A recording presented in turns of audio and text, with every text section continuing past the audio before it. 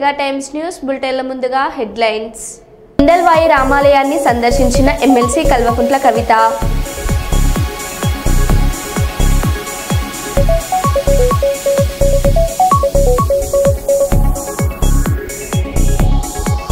గోదావరి కని నుండి అరుణాచలం తీర్థయాత్రకు ప్రత్యేక బస్సును ప్రారంభించిన కరీంనగర్ జోన్ ఈడీ.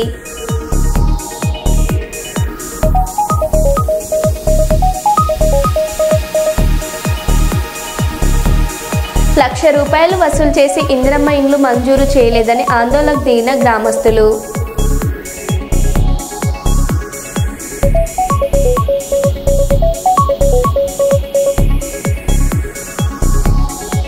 అర్చకుల చిరకాల జీవితకాల కోరికను నెరవేర్చిన దేవాదాయ శాఖ మంత్రి సురేఖ చిత్రపటానికి రాష్ట్ర వ్యాప్తంగా అర్చకుల పాలాభిషేకం.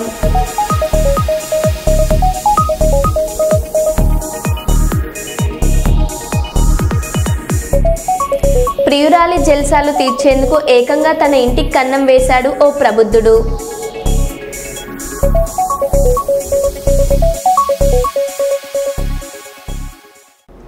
ఇక వివరాల్లోకి వెళ్తే, కాకినాడ కలెక్టరేట్లో దళితుల సంఘాల నాయకుల కోట్లాట. ప్రతిరోజు సెటిల్మెంట్లు కలెక్టరేట్లో జరుగుతున్నప్పటికీ పట్టించుకొని పోలీసులు.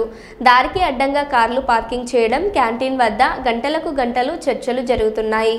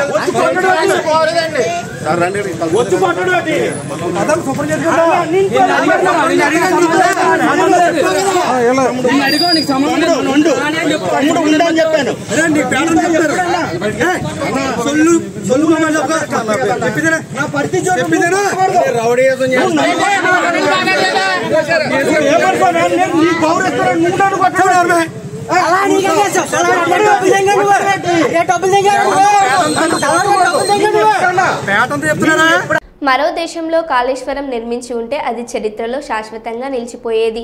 కానీ మన దేశంలో మాత్రం కాంగ్రెస్, బీజేపీకి, సంస్కారంకు, ఖచ్చితమైన రాజకీయాలకు పావుగా మారింది కేటీఆర్.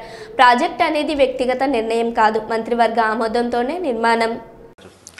మొట్టమొదటి విషయం ఏమంటే, ఇంకో దేశంలోనైతే కాళేశ్వరం లాంటి ప్రాజెక్టు కనుక ఏదన్నా ఒక రాష్ట్ర ప్రభుత్వం కానీ ఆ దేశం కానీ కట్టింటే దాన్ని కీర్తించేవారు, దాని కీర్తిని అజరామరంగా శాశ్వతంగా నిలిచిపోయేలాగా చేసేవాళ్ళు. ఎందుకంటే ఒక 45 లక్షల ఎకరాలకు నీళ్ళిచ్చే ప్రాజెక్టు 4 ఏళ్ల కాలంలో ఈ దేశంలో ఒక రికార్డు సమయంలో కడితే ఇంకో దేశంలోనైతే దాన్ని గొప్పగా కీర్తించేవారు, శ్లాఘించేవారు. కానీ మన దేశంలో కుసంస్కారమైన, కుత్సితమైన రాజకీయాలు ఎక్కువైపోయినాయి. అటు బీజేపీ కానీ ఇటు కాంగ్రెస్ కానీ ఈరోజు ఒకటే ఎజెండాతో పనిచేస్తున్నాయి. ఏదో ఒకటి చేసి కేసీఆర్ గారిని బద్నాం చేయాలి. హరీష్ రావు గారు నిన్నగాక మొన్న ఒక ప్రజెంటేషన్ ఇచ్చారు డీటెయిల్డ్గా. నాకు తెలిసినంత వరకు ఈ రాష్ట్రంలో ఎవరైనా సరే కొంత అవగాహన ఉన్న వాళ్ళు మరి ఒకవేళ చూసింటే ఆ ప్రజెంటేషన్ కనుక చూసింటే స్పష్టంగా అర్థమవుతున్నది. ఎలాంటి అపవాదులకు కానీ ఎలాంటి అనుమానాలకు కానీ తావు ఇవ్వకుండా, ఎవరికైనా ఏమైనా అనుమానాలున్నా ఏమైనా అభిప్రాయాలున్నా వాటిని మార్చుకునే విధంగా సవివరంగా, వివరణాత్మకంగా, పూర్తి స్థాయిలో అరటిపండు ఒలిచి నోట్లో పెట్టినంత ఈజీగా హరీష్ రావు గారు మరి ఈ కాళేశ్వరం ప్రాజెక్టు గురించి వివరణ ఇచ్చారు. అది కేబినెట్ ఆమోదంతో రాష్ట్ర ప్రభుత్వం తీసుకున్న ప్రాజెక్టు తప్ప ఎవరో వ్యక్తో ఒక ఇండివిజువల్ తీసుకున్న నిర్ణయం కాదు. రెండవది, ప్రభుత్వాలు విధానపరమైన నిర్ణయాలు తీసుకుంటాయి. ఒక ప్రాజెక్ట్ కట్టాలని, ఎంత డబ్బు పెట్టాలని, ప్రజల కోసం ఏ సీజన్కి ఎన్ని నీళ్లు ఇవ్వాలని ప్రభుత్వాలు నిర్ణయాలు తీసుకుంటాయి. తీసుకున్న తర్వాత వాటిని ఆచరణలోకి తీసుకురావాల్సింది, అమలు చేయాల్సింది ఖచ్చితంగా అధికారులు, ప్రభుత్వం యొక్క యంత్రాంగం. అంతే తప్ప ఇందులో దాచడానికి కానీ దాపరికం కానీ ఏమీ లేదు. కానీ ఈ దేశం ఎట్లా తయారైందంటే ఇదిగో పులి అంటే అదిగో తోక. మేడిగడ్డ మీద ఏదో జరిగిపోయింది అని ఒక ఆయన అనగానే లేలే జరిగిపోయింది నిజమైన ఇంకొక ఆయన. బీజేపీ, కాంగ్రెస్ ఇవాళ దున్నపోతు ఇనింది అంటే దుడ్డను కట్టేమన్నట్టు ఒకరినొకరు రాజకీయ ప్రయోజనాలు ఎక్కువైపోయి ఒకరినొకరు ఇవాళ కాపాడుకునే ప్రయత్నం చేస్తా ఉన్నారు. వాస్తవం ఏమి అంటే ఇవాళ స్పష్టంగా కాళేశ్వరం వల్ల వచ్చిన ఫలితాలు ప్రజల అనుభవంలో ఉన్నాయి. కాళేశ్వరం వల్ల ఈ రోజు ఎంత వ్యవసాయ విస్తీర్ణం జరిగింది, ఎంత పంటల దిగుబడి పెరిగింది, ఇవన్నీ కూడా ప్రజల ముందున్నాయి. కాబట్టి మొన్న ఈటెల రాజేందర్ గారు చెప్పింది కూడా భిన్నంగా ఏం చెప్పలేదు. ఇది కేబినెట్ నిర్ణయం అని చెప్పారు. Yes, it is a collective decision of the cabinet. Every member of the cabinet was involved in the decision. రెండవది, ఏ అవకతవకలు కానీ ఏ తప్పులు కానీ జరగలేదు. ముమ్మాటికి ఈరోజు హరీష్ రావు గారు కూడా అదే కమిషన్ ముందు చెప్తారు. కేసీఆర్ గారికి కూడా నోటీసులు ఇవ్వడం జరిగింది. ఆయనకు ఉండే అవగాహన ఇంకో కంట్రీలో అయితే కేసీఆర్ లాంటి నాయకుడికి ఒక సమున్నతమైన పురస్కారం ఇచ్చేవాళ్ళు. ఇంత పెద్ద ప్రాజెక్ట్ ఇంత వేగంగా కట్టినందుకు 4 ఏళ్ల కాలంలో ఒక ప్రభుత్వం భారతదేశంలో ప్రాజెక్టులు కట్టడం అనేది అసాధారణం. ఒక బాక్రానంగల్ తీసుకున్నా, నాగార్జున సాగర్ తీసుకున్నా, ఎస్ఆర్ఎస్పీ తీసుకున్నా, నర్మదా తీసుకున్నా దశాబ్దాలు కట్టారు. అదే మరి కేసీఆర్ గారి ప్రభుత్వం చాలా వేగంగా 4 ఏళ్ల కాలంలో ఇంత పెద్ద ప్రాజెక్ట్ కడితే ఇంకో దేశంలో అయితే వారికి గొప్ప పురస్కారాలు ఇచ్చేది. కానీ మన దేశంలో ఇచ్చే పురస్కారాలు ఏంటంటే కమిషన్లు, నోటీసులు, ఎంక్వైరీల పేరిట వేధింపులు. కానీ వీటికి భయపడి తాటాకు చెప్పులకు భయపడే వాళ్ళు ఎవరు కూడా ఇక్కడ లేరు. ముమ్మాటికి అన్నిటికీ కూడా ఇవాళ హరీష్ రావు గారు సవివరంగా చెప్తారు. నిజంగా నాకు తెలిసినంత వరకు ఎల్లుండి కేసీఆర్ గారిని అడిగేదానికి కూడా ఏమి ఉండదు కమిషన్ దగ్గర. అట్లాంటి వివరణాత్మకంగా ఈరోజు హరీష్ రావు గారిది పూర్తి స్థాయిలో వారి మీటింగ్ ఉంటుంది. కాబట్టి ఇదో పెద్ద విషయమే కాదు నన్ను అడిగితే. ఇది ఒక సింపుల్ చిన్న ఒక ఇరిటేషన్ మాకు క్రియేట్ చేయడానికి, బద్నాం చేయడానికి ప్రజల దృష్టిలో. ఎందుకంటే ఫెయిల్ అయ్యారు. అటర్ ఫ్లాప్ గవర్నమెంట్ ఇది. 420 హామీలు ఇచ్చి అధికారంలోకి వచ్చారు. ఇప్పుడు ఏం చేయాలో తెలవట్లేదు. అందుకే మొదలు మోసంతో అధికారంలోకి వచ్చారు. తర్వాత విధ్వంసకరమైన ఆలోచనలతో రాష్ట్రాన్ని సర్వనాశనం చేసే ప్రయత్నం చేస్తున్నారు. మూడవది, మీడియా మేనేజ్మెంట్ తో దృష్టి మళ్లించి ప్రజల్ని ఏదో ఒక రకంగా మభ్యపెట్టి కాలం గడుపుదాం, టైంపాస్ చేద్దామనే ప్రయత్నం ఇటు రేవంత్ రెడ్డి గారు, అటు పైన ఉండే కేంద్ర ప్రభుత్వంలో మోడీ గారు చేస్తున్నారు తప్ప ఇంకోటి ఏమీ లేదు. ఇవన్నీ కూడా దూది పింజల్లాగా తేలిపోతాయి. దీన్ని ఎవరు కూడా ప్రజలు పట్టించుకుంటారని నేను అనుకున్నాను. The government had claimed that they have already conducted an inquiry as far as the Miss World controversy is concerned, and whatever Miss England who contested and left has been proven wrong by the committee. That డిబేట్లో journalist Krishnamraju వ్యాఖ్యలను వైఎస్ఆర్సీపీ సమర్థించడం లేదు, పూర్తిగా ఖండిస్తుంది. లైవ్లోనే ఆ వ్యాఖ్యలపై కృష్ణంరాజును వారించిన కొమ్మినేని శ్రీనివాసరావు మరుసటి బేషరతుగా క్షమాపణలు చెప్పాలని మార్గని భరత్ వైఎస్ఆర్సీపీ అధికార ప్రతినిధి అన్నారు. వైఎస్ఆర్ గారిని, కొమ్మినేని శ్రీనివాసరావు గారిని, సీనియర్ జర్నలిస్ట్ అయిన వారిని హైదరాబాద్ లో పోలీసులు అరెస్ట్ చేయడం జరిగింది. నేను ఒక అంశం అడుగుతా ఉన్నా. ఒక షో చేసేటప్పుడు రకరకాల ప్యానెల్స్ లో రకరకాల ఆథర్స్ వస్తారు, జర్నలిస్టులు వస్తారు, లేకపోతే రాజకీయ పార్టీలు నాయకులు వస్తారు.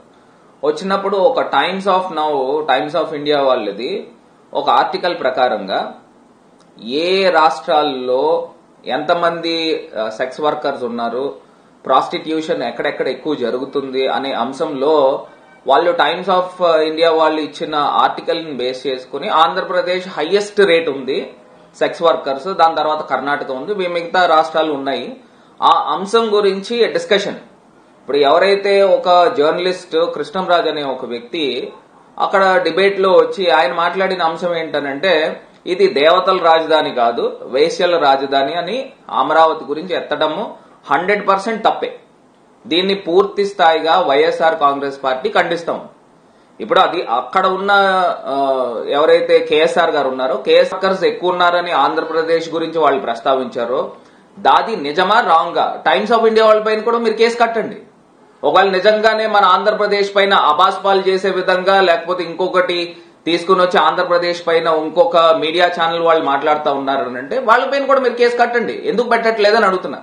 ఇది కాకుండా ఇప్పుడు మేము ఎవరిని కూడా సమర్థించట్లా, ఆ కృష్ణరాజు అనే ఒక జర్నలిస్ట్ ని మేము సమర్థించట్లే. అది తప్పుగానే మేము మాట్లాడుతున్నాం. నేను ఒకటే అంశం చెప్తున్నా. ఇదే తెలుగుదేశం పార్టీకి సంబంధించి సాక్షాత్తు ఎన్టీ రామారావు గారి కుమారుడైన బాలకృష్ణ గారు, చంద్రబాబు నాయుడు గారికి బామ్మరిదైన బాలకృష్ణ గారు, తెలుగుదేశం పార్టీకి సంబంధించి ఎమ్మెల్యే అయిన బాలకృష్ణ గారు, ఆయన ఒక షోలో ఏం మాట్లాడాడండి, ఎమ్మెల్యేగా ఉంటూనే, నాకు తెలిసి ఆయన ఎమ్మెల్యేగా ఉంటూనే మహిళల గురించి ముద్దైనా పెట్టాలి లేకపోతే కడుపైనా చేయాలి అన్న మాట వాస్తవం కాదా? మరి ఆయన ఆ రకమైన మాటలు మాట్లాడినప్పుడు ఇదే తెలుగుదేశం పార్టీ మహిళా లోకము, తెలుగుదేశం పార్టీకి సంబంధించిన మహిళలు ఇప్పుడు నోరిప్పి మాట్లాడుతూ ఉన్నారే, అప్పుడు ఎందుకు మాట్లాడలేదని అడుగుతున్నా. ఇప్పుడు ఆయన మాట్లాడింది ఏంటి? దారుణాతి దారుణమైన మహిళా లోకం గురించే మాట్లాడాడు. ఇక్కడ ఇక్కడ ఇక్కడ సిచ్యువేషన్ ఏంటంటే, సాక్షి ఛానల్లో జరిగిన డిబేట్ లో భాగంగా బయట వ్యక్తి ఎవరైతే ఆయన మూర్తి గారు ఉన్నారో, ఆ మూర్తి గారి షోలో లైవ్ డిబేట్ లో రేణుకా చౌదరి గారు ఆమె మాట్లాడుతూ ఉంది. ఏమని మాట్లాడుతూ ఉందంటే, జగన్మోహన్ రెడ్డి గారు పుట్టినప్పుడంట విజయమ్మ గారు పీక నొక్కేసి ఉంటుంటే ఈ దరిద్రం వదిలిపోయేదనే పదం మాట్లాడుతూ ఉన్నారు. ఎవరు? రేణుకా చౌదరి గారు.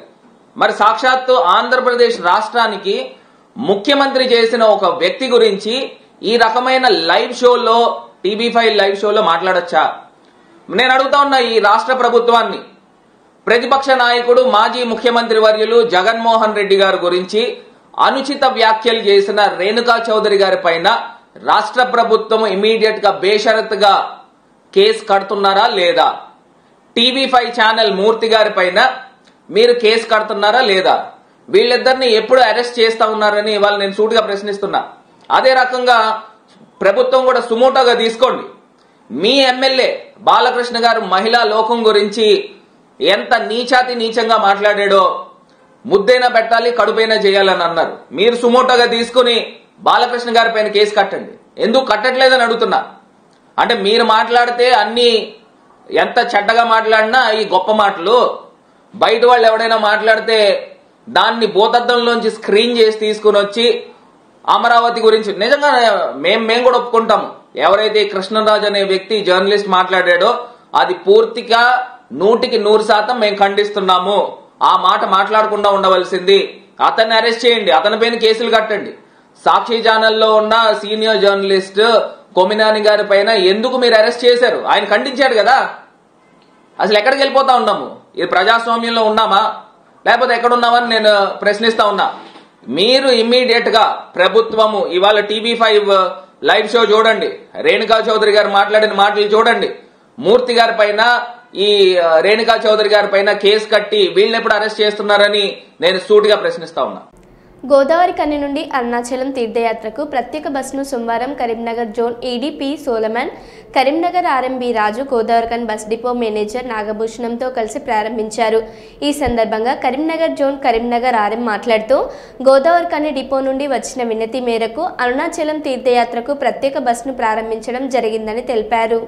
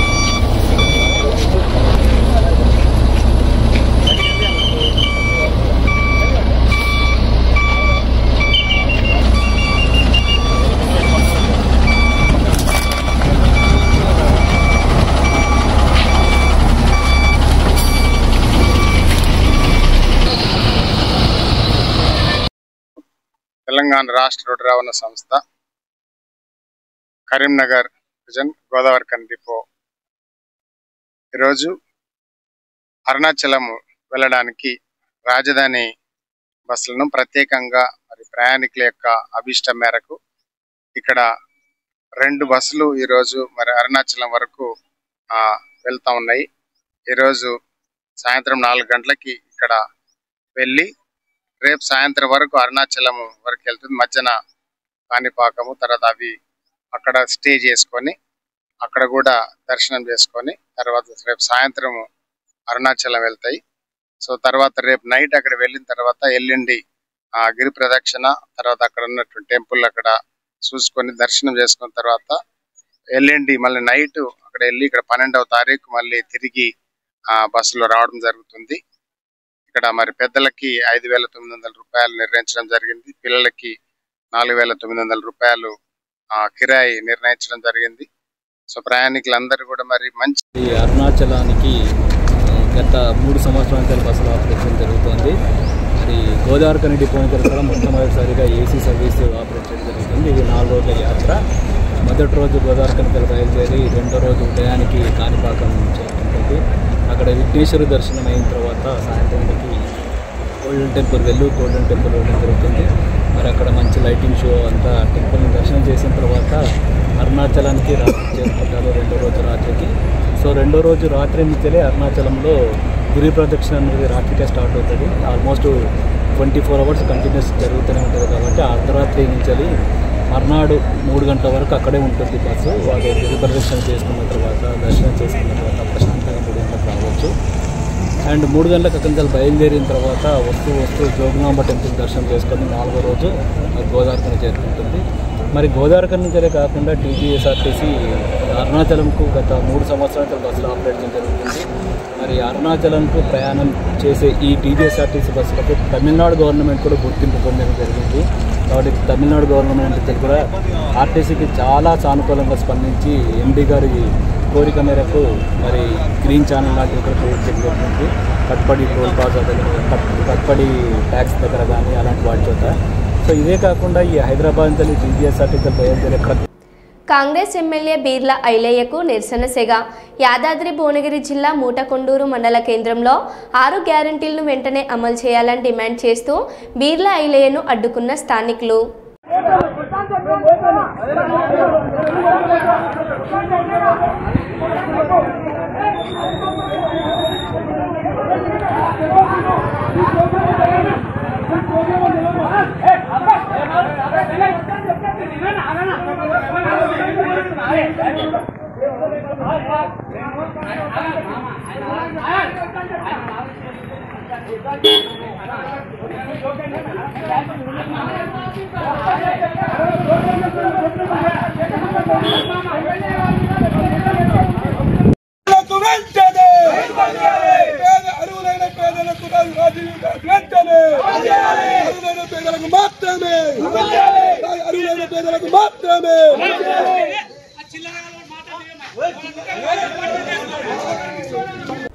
రాష్ట్ర ముఖ్యమంత్రి చంద్రబాబు మాట్లాడుతూ స్వర్ణాంధ్ర స్వచ్ఛాంధ్ర కార్యక్రమాన్ని ప్రతి నెల 3వ శనివారం నిర్వహిస్తున్నామని అన్నారు.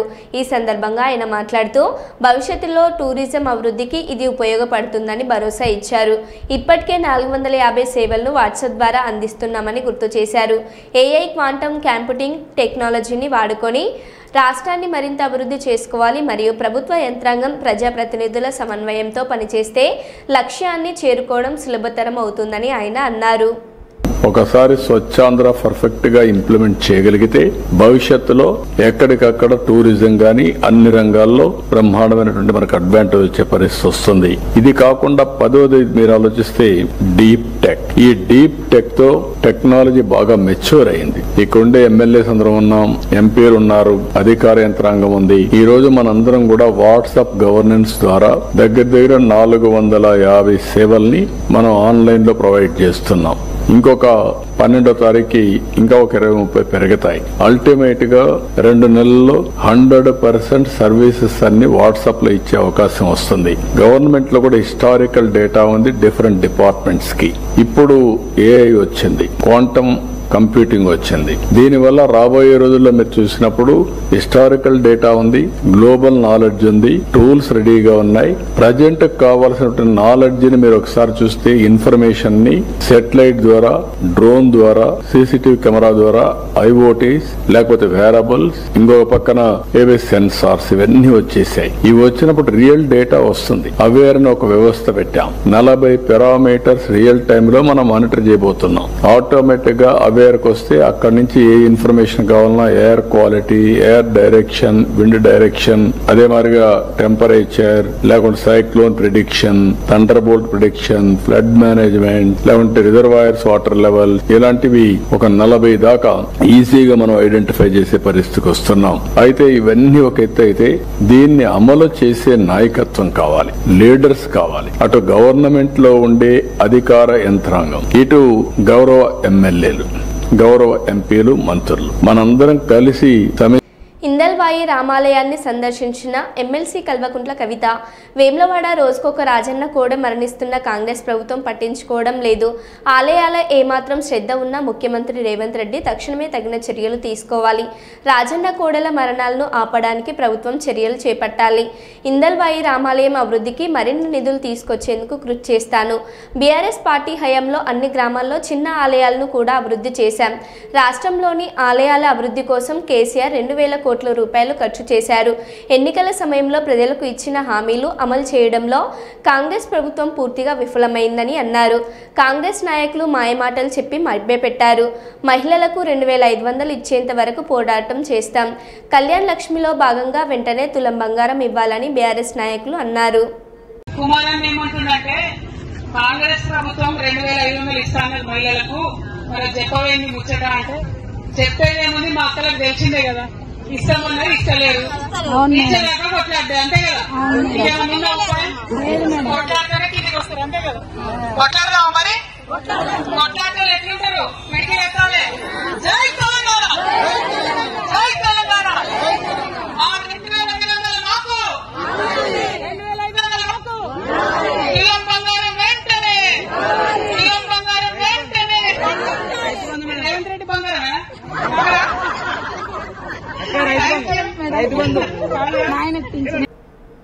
కాకినాడ ప్రభుత్వ ఆసుపత్రి జీజీహెచ్ సమీపంలో ఉన్న జ్యోతిబా పూలే విగ్రహం వద్ద రాష్ట్ర కేబినెట్ ఆమోదించిన 10 గంటల పని విధానాన్ని ఉపసంహరించుకోవాలని, నిర్బంధపు ఓవర్ డ్యూటీ చేయించడానికి మానుకోవాలని, భద్రత లేని రోజుల్లో శ్రామిక మహిళల చేత రాత్రిళ్లు పనిచేయడం ఆపాలని, ఏ రంగంలో పనిచేసే కార్మికునైనా కనీస వేతనం 26,000 చెల్లించాలని కోరుతూ సిఐటియు కాకినాడ నగర కమిటీ ఆధ్వర్యంలో ఆందోళన నిర్వహించారు.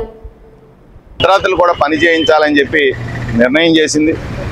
ఓవర్ టైం ఇవాళ కార్మికుడికి నచ్చితేనే చేసేటువంటి పరిస్థితి ఉండేది. ఇలాంటిది నిర్బంధంగా 72 గంటల పాటు పని చేయించుకోవచ్చు అని చెప్పి నిర్ణయం చేసింది. ఇది పచ్చి కార్మిక వ్యతిరేక ప్రభుత్వం అని చెప్పడానికి ఈ నిర్ణయాలు చాలు. 8 గంటల పని విధానం కోసం ప్రపంచవ్యాప్తంగా అనేక పోరాటాలు జరిగి అనేక త్యాగాలు, ఉద్యమాలు జరిగిన తర్వాత 8 గంటల పని విధానం సాధించుకున్నాం. దానికి ఇవాళ తూట్లు పొడుస్తూ ఉన్నారు. కారణం వామపక్షాలు బలహీనపడడం, ప్రజల మీద దాడులు ఏ రకంగా జరుగుతాయో ఈ నిర్ణయాలు తెలియజేస్తాయి. తక్షణం ఏపీ కేబినెట్ ప్రభుత్వం పెంచిన పని గంటలను కానీ, ఓవర్ టైంను కానీ, మహిళల్ని అర్ధరాత్రులు పని చేయించడం కానీ మానుకోవాలి అని చెప్పి మేము హెచ్చరిస్తున్నాం. జూలై 8, 9వ తారీఖున జరిగేటువంటి దేశవ్యాప్త సమ్మె ఈ డిమాండ్ల మీద 4 లేబర్ కోడ్లని రద్దు చేయాలనే డిమాండ్ల మీద జరుగుతూ ఉంది. లేబర్ కోడ్లు అమల్లోకి రాకముందే చంద్రబాబు నాయుడు వైఖరి ఏంటనేది స్పష్టమైపోయింది. కాబట్టి ఈ ప్రభుత్వం ఇలాగే కొనసాగితే కనుక అనేక భారాలు ఈ 5 ఏళ్లలో ప్రజలు ఎదుర్కోవాల్సి ఉంటుంది. ఉన్న ఆస్తులను పోగొట్టుకోవాలి, ఉన్న దాచుకున్న సంపద మొత్తం ఆవిరైపోయేటువంటి పరిస్థితి వస్తుంది. అనేక అదనపు పని గంటలు పని చేయడం ద్వారా కార్మికులు ఆలాఫ్ సడన్ హార్ట్ అటాకులతో, గుండెపోటులతో చనిపోయేటువంటి పరిస్థితులు పెరుగుతాయి. ఇది సైంటిఫిక్ రిపోర్ట్. కాబట్టి చంద్రబాబు నాయుడు ప్రభుత్వం కార్మికులకి, ప్రజలకు వ్యతిరేకంగా తీసుకున్న నిర్ణయాన్ని వెనక్కి తీసుకోవాలి, లేకపోతే ఉద్యమాలను చవి చూడాల్సిన వస్తుందని చెప్పి హెచ్చరిక చేస్తాం. రేవంత్ రెడ్డి ఇచ్చే సన్న బియ్యంతో అన్నం రబ్బర్ లెక్క ఉంటుంది. ఆ బియ్యంతో వండిన అన్నం తింటే కడుపు నొప్పి లేస్తుంది. రేవంత్ రెడ్డి అన్ని అబద్ధాలు చెప్పి గద్దె ఎక్కిండు. ఇప్పుడు అంతా ఆగమాగం చేస్తున్నాడు. రేవంత్ రెడ్డికి మళ్ళోసారి అసలే ఓటు వేయమని అన్నారు. తెలుసు ఆయన వచ్చినాక ఎట్లా ఉన్నది పరిపాలన? మంచిగా లేదు. ఎందుకు? అస్సలు లేదు. ఎందుకు? బియ్యంలో సుతా లబ్బర్లు కలుపుతాడు. బియ్యం లబ్బరి అన్ని ఇట్లా వస్తున్నాయి. మా ఇంట్లో కిరాయికున్నా వండుకుంటే మొత్తం లబ్బర్ ఉందని కడప నొప్పి లేచింది.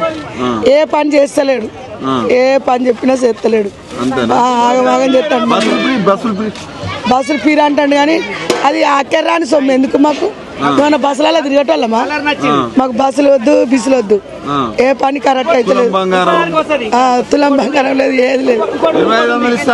2500 ఇస్తలేడు, ఎవ్వి ఇస్తలేడు, అంత అబద్ధం ముచ్చట్లే.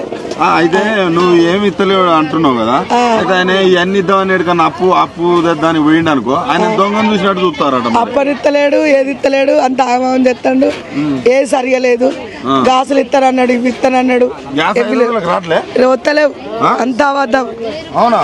1000 రూపాయలు గాచుత, గ్యాస్ 1000 రూపాయలు. 1000 రూపాయలు మరి 500 ఇస్తానని చెప్తాడు కదా రేవంత్ రెడ్డి.